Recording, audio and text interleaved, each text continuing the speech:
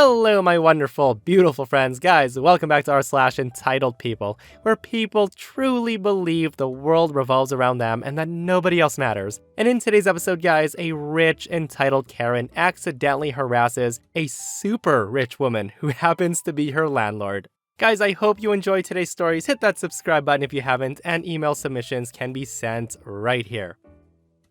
Okay, so my girlfriend and I have been dating for about 10 months now. We've had a good relationship for the most part. I've had the chance to celebrate her birthday with her. I got a lot of stuff and planned a night out for us, and she loved it. Now I'm writing this because this is the first time that she celebrated my birthday for me.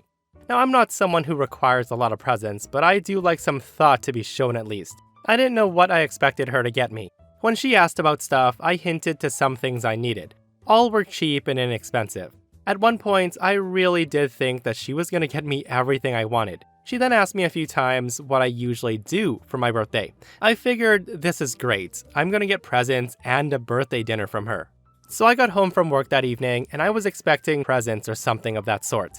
Instead, I walked into her naked. I was actually excited as, obviously, I do enjoy doing the fun stuff with her, and I thought this was just the start of the night. Everything was going great. Well, afterwards, I asked her what we were gonna do about food, expecting her to take me out to dinner or something. She said she hadn't planned that, but that she wanted a salad. It was obvious she didn't plan that part out. Now, I tried to remain silent about presents and asking about stuff because I didn't want to seem needy or really entitled. A few hours passed, and it was finally time to go to sleep that night, and nothing happened. We were about to go to bed when she finally asked, "Well, was that everything you wanted? Was this a successful birthday or what?" Of course, I didn't want to lie, so I told her that I was a little disappointed. I explained that what she did for me was great, but I felt a little sad because there was nothing else. She then looked at me with a surprised look on her face, and she said, "Are you kidding me? All guys would die for that on their birthday. You know how many guys would have loved that?" She then went on and said all guys in previous relationships have loved that as a present. She then said that I must be crazy to think otherwise. She said she thought about getting something else, but figured this would be way better. I said I loved having it for a present, but I thought she would at least put in a little more thought, or at least got me a card or something. She then scoffed and gets out of bed. She was mad. She said she was going home and for me to call her when I wasn't acting like a spoiled, entitled little kid. So should I apologize for reacting that way? I feel like the a-hole. Yeah, guys, I think OP definitely shouldn't feel like the a-hole in this situation, but I think the girlfriend definitely is, for using sex as a gift, and then calling OP a spoiled, entitled brat for wanting more when she clearly hinted at other presents he might be getting. And guys, what's even worse is the fact that she tried to say, "Oh, you know how many guys would have loved that? All my exes loved that as a gift. You must be crazy." And then laughed at him and got out of bed and went home. Like, that's just ridiculous. So guys, girls, men, ladies, married people, single people, what would you do if you were OP? Okay, so this all started nearly a year ago. I work in an office that incorporates a number of different departments for a medium-sized company. A 40-ish-year-old lady starts in the call center on Monday morning. She doesn't like that it's a call center and promptly quits just after lunch. Now, I don't know what job she thinks she signed up for, but that's it. She's gone. So just less than a month later, the same name comes up, listed as a new starter in marketing, specifically a small part of marketing that takes customer inquiries. They are, for all intents and purposes, a call center. Their phones are literally routed from the main call center, but being a marketing function, they have a pretentious title, which is Marketing Inquiry Executive. So that literally means it's their job to deal with inquiries about marketing. The executive part just means that they do a thing. But of course, this doesn't faze our new hire, who's the same woman that left her previous job in the call center because she didn't want to work in a call center. So on her first day, she parks in the closest space to the building, one of the disabled bays. She's then asked to move her car by the receptionist, to which the new hire replies, "I was told, as it's my first day, I could take one of these spaces. I'm a marketing inquiry executive, you know." Now, I'm guessing her new manager meant one of the visitor spaces next to the disabled bays, but whatever. So allow me to describe the office parking situation. Directly outside the front door, there's 4 visitor spaces on one side with the 2 disabled bays, and on the other side, there are 6 spaces for high-level managers. All these spaces are clearly marked with paint on the tarmac, and a sign about 2 feet with either the person's name or visitor space number 1, 2, 3, 4, etc. The main staff car park is adjacent, literally split from these spaces by a 4-foot wide path. You can usually get parking here if you arrive to work on time. If not, there's an overflow car park across the road. But again, less than 60-second walk to the front door of the building, even from its furthest corner. So the next day, she's parked in a visitor space. We only have 4, and they're usually pretty busy. The staff car park is literally 4 feet of walking from the visitor spaces. She ignores the receptionist and leaves her car there all day. For the next few months, every time she's late enough, so there's no parking in the nearest car park, she either takes a visitor space or one of the manager's ones. More than once, she's made to move her car during the day as the manager's turned up and wants to park in their space. I and others make snarky comments to her every time we see her parking in a visitor spot, saying, "Are you just visiting today?" Or, "I didn't know we could park here now." Complaints are filed to her manager from all over the building, mainly reception, but she stops for a week or so and then does it again. She's also just the worst kind of person. She'll move other people's lunches out of the fridge to fit her own lunch. She'll then steal cutlery to eat it. And if someone with a closer space than hers goes out to lunch with their car, she'll run out to move hers to the closer space. She also treats everybody in the office like dirt. I manage the IT help desk staff here, and more than once I have to remind her that my staff are her colleagues, not her servants. My favorite outburst of hers was when HR accidentally implemented a change that reverted everybody's email signatures back to their original job title. Of course, hers got changed to customer service representative. She then comes storming over and laid into me saying, "I'm a marketing executive." Shouted in a weird way that Karens do. Eventually she's told one more parking violation and she's gonna be fired. I know this because she's bitching about it while taking a lunchtime walk with a colleague, and I'm walking behind them. I'm not deliberately eavesdropping, but she's got one of those shrill Karen voices. You can't help but to hear it, even with headphones in. This time, it's about 2 weeks later. She's late because she had to drop her son off at a nursery. I mean, lots of us have to do that every day, and we all manage to get in on time, but whatever. All the spaces in the closer car park are taken. There's plenty just over the road. I can see out of the building from my desk. I can see her sitting at the junction and she thinks about this decision. If she parks in a visitor space, she'll get fired. But how can she park in the overflow? She's an executive. This will be equivalent to admitting defeat. She can't park a Mercedes, a bottom-of-the-range A-class Mercedes, in the overflow car park. That's just absurd. So she does it. She rolls her car into the visitor space. Her manager has come to look out the window as well, and intercepts her on her way in the door. 20 minutes later, she's back out of it. Her colleague volunteers to pack up her desk for her, and drives over to her house at lunchtime to deliver her stuff. So because she was still in a probation period, she doesn't need to be given or paid any notice. She's gone, just like that. Amazing. Over parking. Guys, imagine being that entitled when you feel that you're so darn special and better than everybody else because you have the word executive in your job title. And she got exactly what she deserves though. Like, it's so friggin' funny that she knew that parking in that spot would get her fired, but gosh darn it, she's a damn executive. And there's no way she can park next to the grunts in overflow, right? I'm shaking my head so hard at this. Now, this happened many years ago, and it's not my story, it's my stepfather's. It's always given us great laughs when we think about it, so I thought I'd share. My stepdad was a very intelligent and versatile man. He worked for NASA in his youth, and taught adults with learning disabilities, and eventually retired due to bad health and became a gardener/handyman. During this time, he met and worked for a wonderful couple that just so happened to be multi-millionaires. You wouldn't know this by looking at them. They're dressed nice, but were always ready to muck in and get their hands dirty when needed. They are also salt of the earth people. They're hardworking, kind, and definitely don't take crap from anybody. The wife Pam swears like a sailor, and she often dresses down when working in the gardens, and will happily pop out to the shops in the same attire. Now unfortunately, not long after meeting, the husband was killed in a freak accident. His wife was obviously devastated, and soon became a fast family friend of ours as my dad helped her with everything. in her giant mansion and around the businesses and apartments she owned, which just so happened to be in one of the most affluent areas in our city. So one day, Pam asked my stepdad to help her cut back some bushes and get rid of some rubbish at the back of one of the sections of the shop she owns. The shops have very expensive apartments on top. My stepdad of course agrees, so they go off and they've been there for a few hours, cutting down, pruning, bagging up, and getting everything ready to burn in the incinerator. They had a big job to do, and they were losing light fast and had a deadline. Now in my country, it's customary to not have any fires or burn anything until dusk. However, it's not law and doesn't count if it's on private property. This is important later.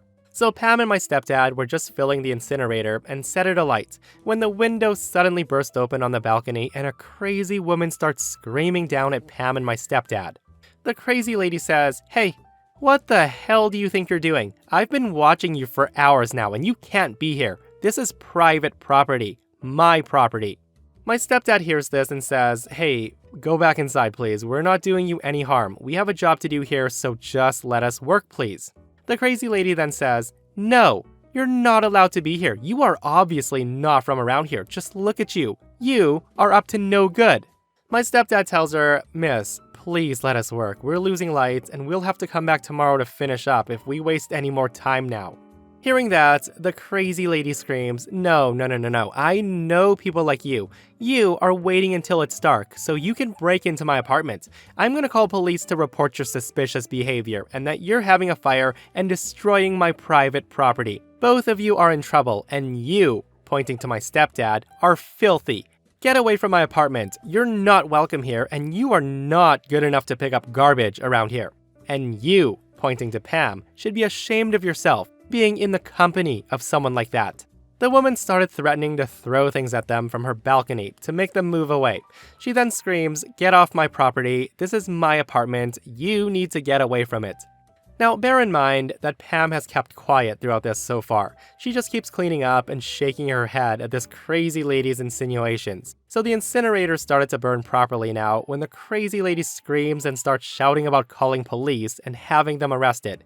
At this point, Pam had finally had enough, and she shouts, "Listen here, you can go ahead and call the police on us, and I'll have you arrested for false accusations and harassment." To which the crazy Karen says, "Huh, you have no power here. Don't you know who I am? Do you know how rich I am? I can buy your whole family. I will be calling police, and you and your friend will be sent back to where you came from." The woman then screams that she's calling the police, and this must have pushed Pam over the edge as she spins around and screams at the crazy lady, "Listen here, I've tried to be nice. I can do whatever I want on this property because this is my building. I own this whole building, including the apartment you're currently renting. I'm your landlord. You live in the building that I own." Hearing that, the woman on the balcony is now quiet. Pam continues and says, "We've been here today cleaning my property because it's overgrown and you hadn't even bothered to do it, even though it's a condition of your lease and tenancy contract. So as a result of the blatant disregard to that, plus your disgusting attitude today along with the threats, I'll have you know that I'm not going to renew your tenancy contract when it expires, and request that you start making other arrangements as soon as possible." The look on the crazy lady's face was a mix of ashen and red humiliation as Pam removed her hat to reveal the huge diamond stud earrings that she always wore and her signature hairdo. The crazy lady's face dropped and she went back inside. They both returned the next day to continue with the work that needed doing, and not a peep from the crazy lady. Pam decided to have an ask around of the other neighbors of the apartments to see if this particular neighbor had been giving anyone else problems. And guess what? She was. She was constantly banging on the doors during the days, which disrupted the shops, and she was always banging on walls of other apartments for no reason during the night. So the crazy lady's tenancy was not renewed, and she was made to move out not long after the incident. Guys, this is one of the stories that I wish I was there to witness. Ma'am, you think you're rich? I own the whole frickin' building you live in. Like, oh my frickin' goodness, to have that kind of money, right? Like, the justice is so delicious and satisfying that I don't think I'll be needing dinner tonight, seriously. Many moons ago, I was a police officer in the UK. It was an exciting life of fast cars, drugs. No, wait, I was actually stationed for a year in a shopping center, dealing with bratty kids and shoplifters. I had just polished off a branded pastry. Crumbs cascaded down my stab vest when my radio kindly let me know that there was a hubbub in the car park. At that, I donned my big pointy hat to ensure I could assert my full authority with a big boob on my head, and made haste to the car park. The long and short of it was that someone had opened a car door into another car, an accident that was hardly a police matter. It was two cars, a semi-flash Audi and a much older little runaround. The Audi owner looked like a typical Audi owner. She was a Karen. The runaround owner was a teenage girl, 18 or 19, with decals showing that she'd only recently passed her test. Now the Audi was big, and I'm no forensic scientist, but it parked virtually over the white line that may have contributed to, judging by Karen shouting, the horrific collision. I have a car, and it being minorly dented, it is annoying, yes, but this woman was screaming at the poor girl who looked almost in tears. So at this I step in, the boob-hatted hero of this tale. Karen is insistent and loud that I arrest this girl for criminal damage. The girl's crying. I didn't want to arrest anyone because, paperwork. I tactfully let Karen know a minor accident is not criminal damage. This she dislikes, and again she tells me to arrest the crying teenager in an increasingly high pitch, dropping in a comparison between my pay and the value of her car, which was frankly unnecessary. I break out the old faithful, "I need you to calm down," which roughly translates to "shut up before you become the issue." She doesn't. I decide to separate the two and suggest the teenager go wait 4 or 5 cars away. I again let Karen know that in no uncertain terms that there has been no crime committed, and if she was adamant in pursuing the poor girl, both of them should have insurance. At this, Karen's eyes twinkled, as she, referencing the ethnic background of the teen, suggested the girl probably wasn't insured. My patience is running thin, and I decide that Karen has wholeheartedly failed the attitude test. I humor her and step aside to run a few checks with Control. Now this is when the stars aligned. It turned out that the girl did have insurance, but the Audi was showing as insured for a male driver. Now I won't bore you with the dull insurance details, but it was her husband's car, and she thought the policy for her own car covered her for this. It didn't. I had tenaciously served the crown and uncovered a crime. I then asked the teenager to leave, and Karen almost burst a blood vessel. I then whip out my trusty notepad and scribble some details as Karen becomes apologetic. I raise my hand to quiet her down. I say to her, "Okay, Mrs. Karen, I'm reporting you for driving without insurance. You'll receive further documentation in the post." At this, she was stunned. I enjoyed this and the short-lived silence as I handed her a report and prepared the coup de grace. As she wasn't insured, I couldn't allow her to drive.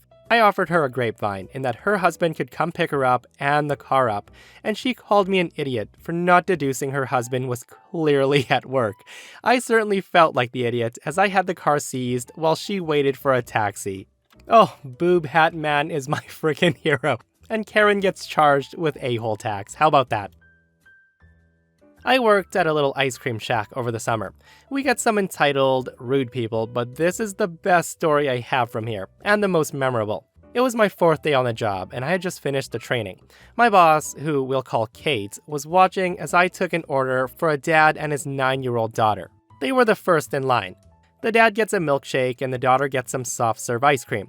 No big deal. I get the order out just as we get the 7 p.m. rush, which happens every day. Kate and I take orders and we make them like crazy, trying to move as fast as we can because there's 10 people in line. We get down to the last few people and she was just handing out someone else's order. In the middle of me making a hot fudge sundae, a woman sticks her head through my window and she starts yelling her order at me. I give the response that I'd be happy to take her order once I finish the one I'm currently on, and to please wait outside. I hand out the first sundae, and she pushes an old lady who was waiting for her ice cream out of the way, and she starts telling me her order. I said I had to finish my order that I was already on, and she says how it's ridiculous that I have to make her son wait in line for this long. I ignored her and continued to make this poor old lady sundae, and the mom tries to frickin' take it. I pulled it back inside fast enough, told the old lady to have a seat, and I'd be right with her. I then went out the back door, and personally brought it out to her with a spoon and some napkins. I ignored the entitled mom as I went back inside, almost running into Kate, who just handed out her last order. I came around to my window, and the woman starts yelling at me about how rude I was to her and her son. The old lady she pushed out of the way was laughing at her from the table. Kate then looks the mom dead in the eyes through her window, leans over the register, and closes the window while she's still yelling. She then says, "That's enough of that, no one treats my workers that way." She then began cleaning up, completely ignoring the still screaming woman outside. The old lady then comes up to the window again once the mom stormed off, and she hands me a $5 tip. She then tells me, "You're one of the sweetest girls I've met around here. Don't mind what anyone else says." And that, my friends, brings us to another end of our slash entitled people. Guys, I hope you enjoyed today's super satisfying stories. If you did, hit that thumbs up and subscribe if you haven't. If you missed the last episode on the channel, I'll link it right here. An entitled Karen calls her son to attack OP after OP refused to serve her, and it doesn't end well. Go check it out if you haven't, and myself and Stevie Boy will see you guys in the next one. We love you.